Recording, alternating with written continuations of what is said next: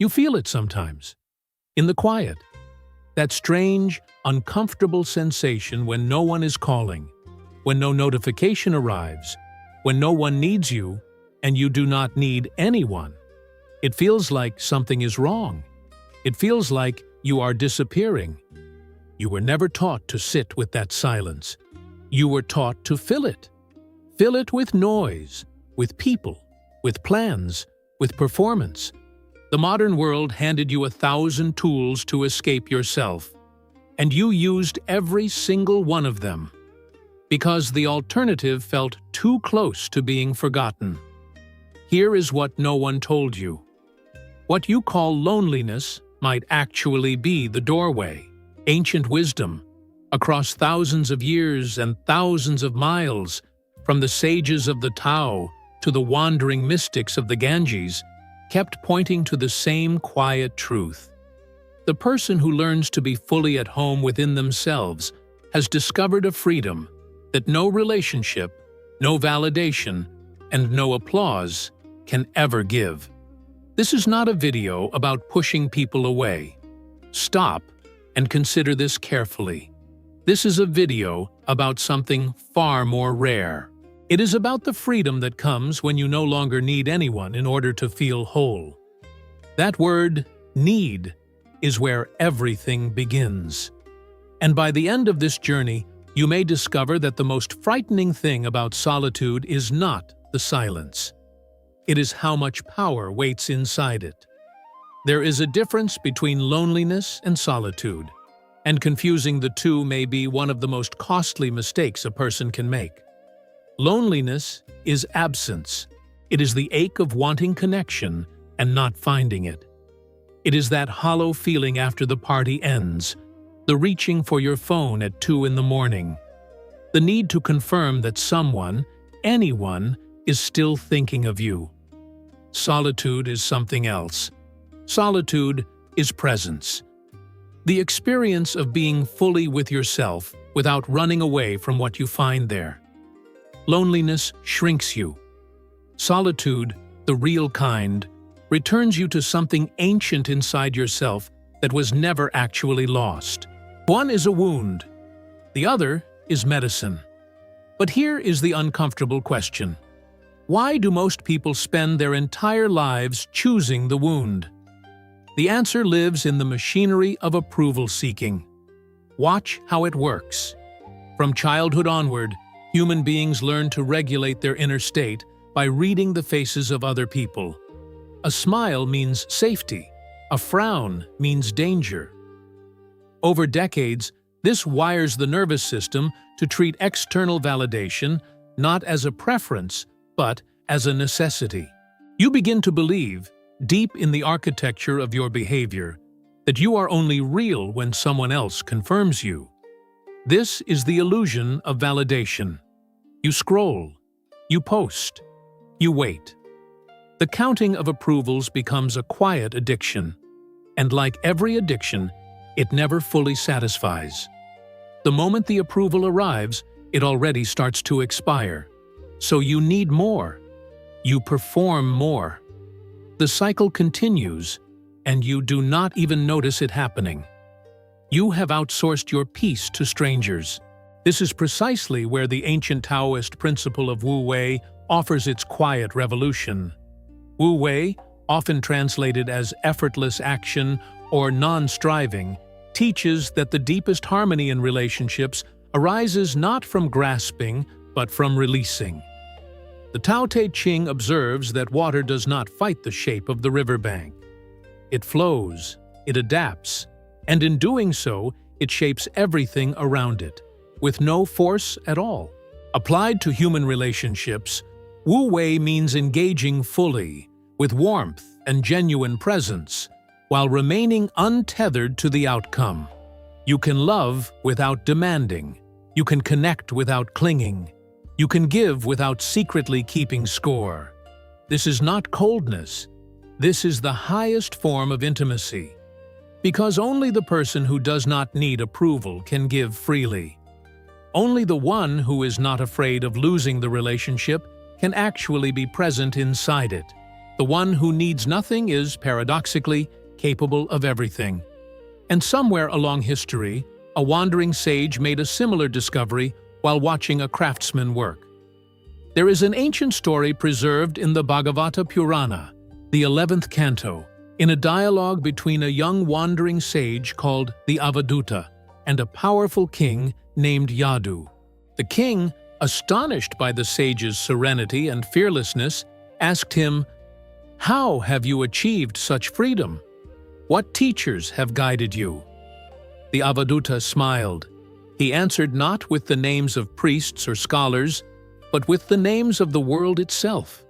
He had learned, he said, from 24 teachers, from the earth, from water, from fire, from the sky, from the wind, and from a craftsman, a humble maker of arrows. Listen carefully. This is where the story begins to matter. The Avaduta described what he had seen. He was traveling along a road when he passed through a village, and near the edge of the path, a man sat in the dust, completely still. Before him lay a rough piece of reed. In his hands, 2 polished tools, eyes narrow, breath slow. The craftsman was straightening the arrow. He held the reed up to his one open eye, sighting along its length, feeling for the imperfections in the shaft. And as he worked, something remarkable happened. Or rather, something remarkable did not happen. A king's procession passed on the road behind him. Horses, drums, the clatter of decorated chariots, the noise of 100 attendants. The arrow maker did not look up. The entire royal court passed within arm's reach of the man. He did not look up. His attention was so total, so completely given to the reed in his hands, that the noise of power and spectacle passed through his awareness like wind through an open door. He saw it without being moved by it. The world arrived. The world departed. The arrow continued to straighten. This is the lesson the Avaduta received. The arrow maker was not ignoring the world. He was not performing indifference. He was simply so fully present within his own work, his own purpose, that the external drama had no hook to catch him. The symbolism here is precise. The arrow represents the focused self. The straightening represents the inner work of alignment, and the royal procession, with all its noise and importance, represents every form of social validation, status anxiety, and approval-seeking that moves through a human life. Most people stop straightening the arrow. They look up. They measure themselves against the procession. They wonder if the king noticed them. They wait to feel important. The arrow maker never stopped working. Now consider what this reveals about the mind. When attention is externally anchored, the self becomes unstable. Every glance, every passing comment, every status signal from the world outside shakes the inner ground. But when attention is internally anchored, rooted in one's own presence and purpose, the external world simply loses its grip. This is not detachment from life. This is mastery of attention.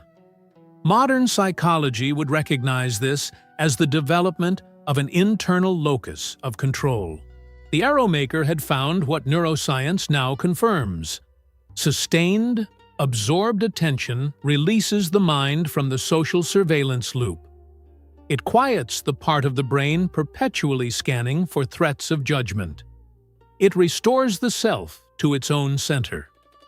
The Avaduta walked away from that craftsman with something more valuable than any teaching he had ever read. He walked away with a demonstration. The arrow maker's lesson points toward something the ancient Taoists called emotional autonomy, not the suppression of emotion, not the cold fortress of someone who has decided that feeling is weakness. Emotional autonomy is something far more alive than that. It is the capacity to be the source of your own peace, rather than a vessel waiting for others to fill it. When another person is kind to you, you receive their kindness. When they are unkind, you observe it. But in neither case does the external event become the governor of your internal weather. You remain, as the Tao Te Ching describes it, like the deep lake, affected by wind on the surface, but still and clear below. Your inner life is yours. Protect it. This is not mysticism. Look at the natural world. The tree does not ask permission to grow. It does not pause to check whether the neighboring trees approve of its height or its direction, or the way its branches reach toward the light. It simply grows, following the inner instruction of its own nature. It bends when the storm demands bending. It stands when the ground is solid. It does not perform its growth for an audience, and it certainly does not pause when no one is watching. The river does not negotiate its path. It moves toward the lowest point, always, finding the way through without consulting anyone. This is natural law. The ancient Taoists were precise in pointing to it. What the natural world does effortlessly, the human mind must relearn. Because at some point in development, the awareness of other minds introduced a subtle corruption, the habit of measuring the self through borrowed eyes. You began to see yourself as you imagined others saw you. Then you spent enormous energy managing that imagined perception. Here is where you have been losing power. There is a place where this philosophy is most often misread, and it is worth naming directly. Detachment, in the Taoist tradition, is not indifference. The detached person does not feel less. They do not love less. They are not constructing a wall between themselves and human experience. If anything, the opposite is true.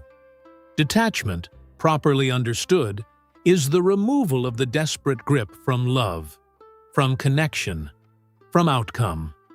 It is the hand that holds gently rather than squeezes. Think about the difference. A person fully present in a conversation because they genuinely enjoy the connection, and another person managing that same conversation like a transaction, always calculating whether they are making the right impression, whether they are safe. The first person is free. The second is performing. The Tao does not perform. It simply is. And in simply being, it gives rise to everything.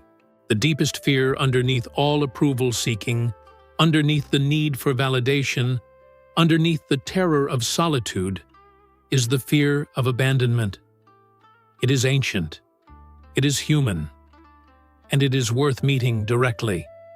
The fear of abandonment whispers, if you are truly yourself, if you need nothing, if you require no one, then no one will choose you. It insists that the price of inner freedom is outer isolation. This fear is lying to you. The more rooted you become in yourself, the less you fear the departure of others. And paradoxically, the more genuinely connected your relationships become. Because you are no longer relating to people from a place of hunger. You are relating from a place of fullness. You stop needing people to complete you. You start choosing people because they genuinely enrich a life that is already whole.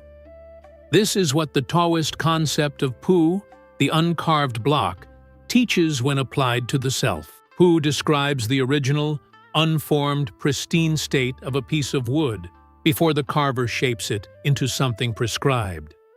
In that uncarved state, the wood holds infinite possibility. It has not yet been forced into a form by someone else's vision of what it should be. Applied to the self, Pooh asks a quiet but radical question. How much of who you believe yourself to be was carved into you by other people's approval and disapproval? How much of your identity was shaped not by your own nature, but by the contours of what others rewarded in you? You were the uncarved block. What have you allowed others to carve? Returning to Pooh is not about erasing the past. It is about releasing the compulsive attachment to the shapes other people assigned you, and beginning to feel from the inside what is genuinely your own. And one of the most grounded ways to begin that return is also the simplest. Give yourself one period of intentional silence each day. No phone, no music, nothing coming in. Even 10 minutes.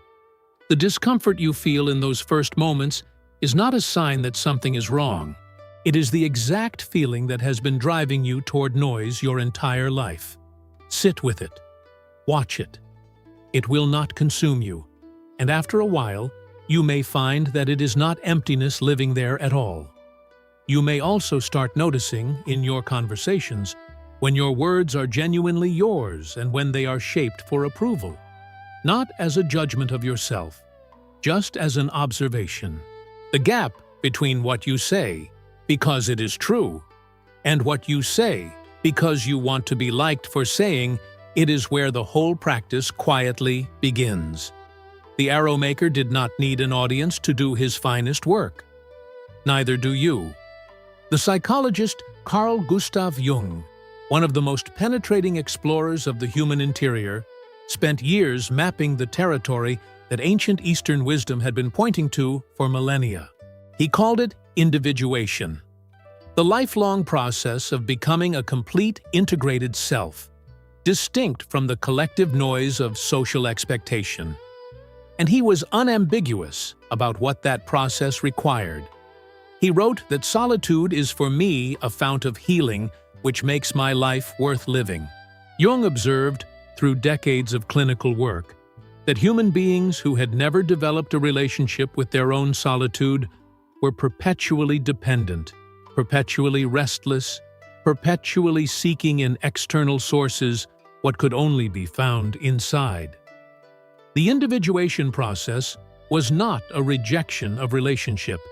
It was the cultivation of an inner life rich enough to make genuine relationship possible. The self that has never been alone has never truly met itself. This is the arc of everything we have moved through together. The modern world sold you the idea that connection requires constant presence, that silence signals rejection, that needing no one is a failure of character or a symptom of damage. The ancient wisdom of the Tao, the Vedic sages, the wandering Avaduta, and even the most rigorous psychology of the modern West arrived at the same quiet place. The one who can be alone without being diminished by it has touched something real. The arrow maker straightened his arrow while the world paraded past. The river found its path without asking the stone for directions. The tree grew without an audience. And somewhere inside you, past the noise of the notifications and the quiet terror of being too much alone, the same uncarved wood remains, waiting not for permission to exist, but simply to be allowed to grow. You were never incomplete. You were never in need of rescue. You were, from the very beginning, already whole. Welcome to the freedom of needing no one. If this journey has offered you something worth carrying, consider walking it further with us. This is the Taoist Diary, and every video here is an invitation to go a little deeper, to question a little more honestly, and to live with a little more grace. If this resonated, subscribe and join a community of people learning to move with life rather than against it.